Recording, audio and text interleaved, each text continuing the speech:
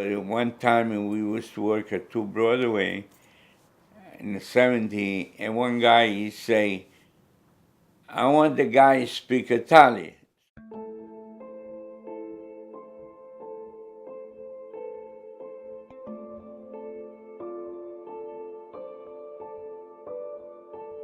My name is Franco Ricci. I am from Pomigliano d'Arco, from Naples, for Italy. And it was all a farm. Pomigliano was all a farm. We didn't have no house. Everybody would live in one room. We were in the school, and we used to go in the shop, barber shop, sleep on the floor. And we learned to shave, to cut hair. But after 1958, they started life a bit different in Italy. It was too late. They opened Alpha Sud, which they have a lot of people who work over there. But it was too late. I left Italy in 1958. My older brother up. It's, my brother said, how about we go to the United States? My mother was born in the United States. We got the visa very fast. We don't need anything. We just pack and let's go. We were very poor, That time I used to make about 3,000 lire a week. 3,000 lire was nothing. When I was 17 years old, I was making $1,000 a week, which was even $2 that time. And you can buy nothing. And we can go to school because you need money to buy clothes, to buy book, to buy this, man. Nobody was working because there was no job. After the war, it was tough. I want to come in America because I want to do something different for better life.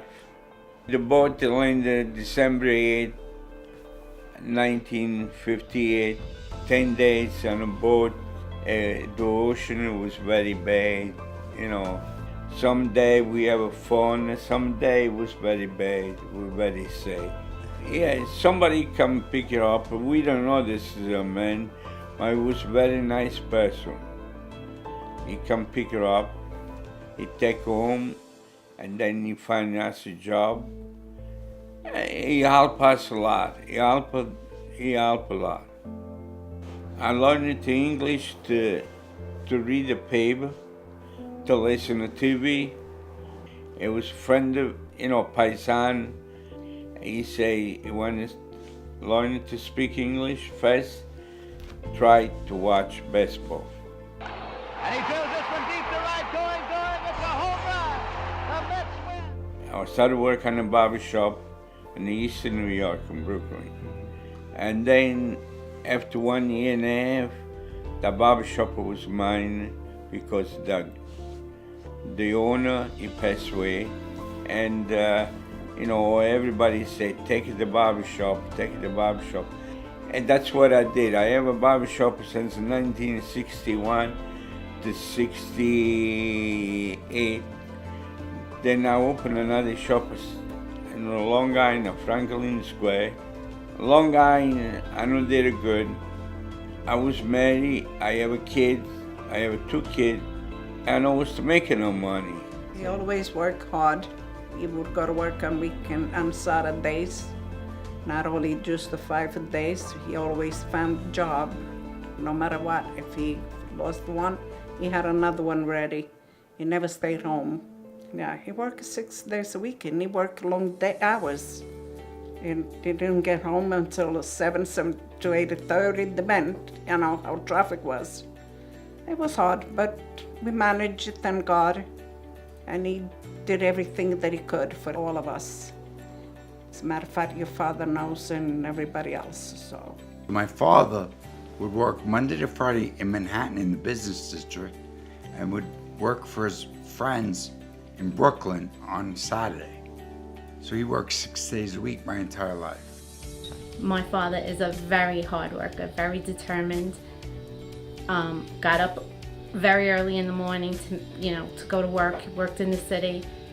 Very hard worker.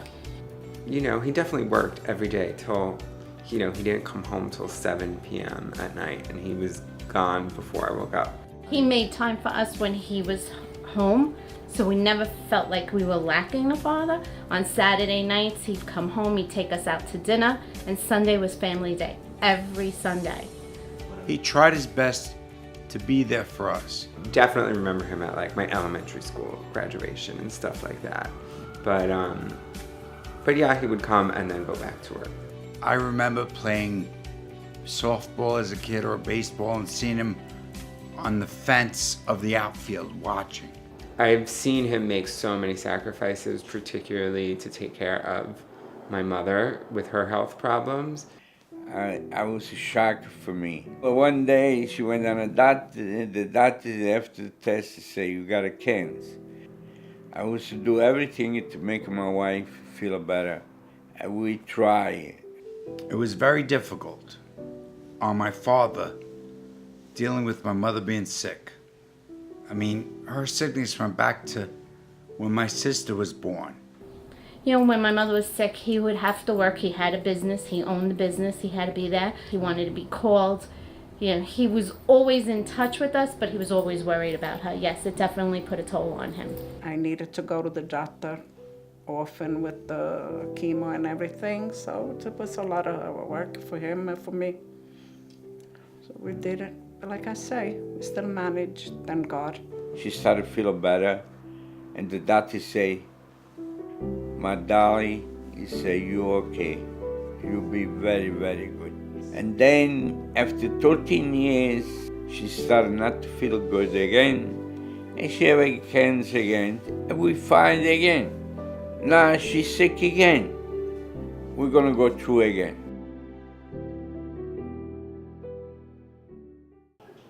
I understand like how much he sacrifices of himself for his family, just in watching how he sacrifices for her specifically. Then I went to work at downtown Wall Street, 1970. That's where I started my life for better. Work a place, 2 Broadway. My boss was named Nino. He was a very gentleman. And when he saw me to work, he said, you're gonna do fine. And in fact, after 2 years, I bought my brand new car. I went on vacation with my kid, and I have a life. I made a life with that. After work, I was very popular. Everybody asked for me because I have a lot of clients, and a lot of. So I have my idea to open a shop.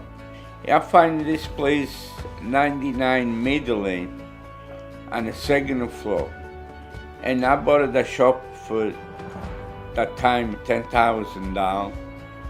The rent was very well. Then I have to close because after September 11, it was a lot of problem in downtown. The building was no good. The landlord sold the building, and then I went, they threw away the building and down. I was at the same place, same spot, the 79 to 2005. Then I went to 120 Broadway. The rent was very high. We're not making no money, but we go through, we pay the expense and everything. And then he wants to raise me the rent again, and then I gave up because I started to be old. And then I was thinking to retire. I was home a couple of months by month, and I don't want to stay home, every day home. I said I needed something, just a part-time, couple of days a week. I didn't want him to go work, but then I figured out it was better for him and for me also, that if he got out, at least he had somebody to talk to, and he could talk to people and feel better about it. But sitting here with me when I don't feel good, he's got to sit here. It's not that good for him, for me either, because I don't want to see him miserable, I find this place a pet German, seniors, and they give me a job. They're very pleased with me. I'm very pleased with them. Oh, Frank is one of the most hardworking gentlemen I know. I mean, that alarm clock must ring at 6 a.m., 5 a.m. He opens the door by 8 o'clock in the morning. The lineup of people outside waiting for him to show up for their morning shave, morning haircut. You know, he's definitely a hard worker. But with that comes, you know, he's a hard player as well. My boss is a nice person. They're very nice. They understand. I was boss for so many years. They appreciated what I'm doing, and I appreciated what I do. I'm happy he's still doing it, and I think he enjoys it. I know I enjoy his company when we share our times. I think he's a very dedicated worker. He's committed to his craft. He's an artist. This is an art. Somebody else could do exactly what Frank just did to me, and it won't look like this. Honestly, I don't think he knows how much I appreciate and respect him, how highly I think of him. I love my father so much.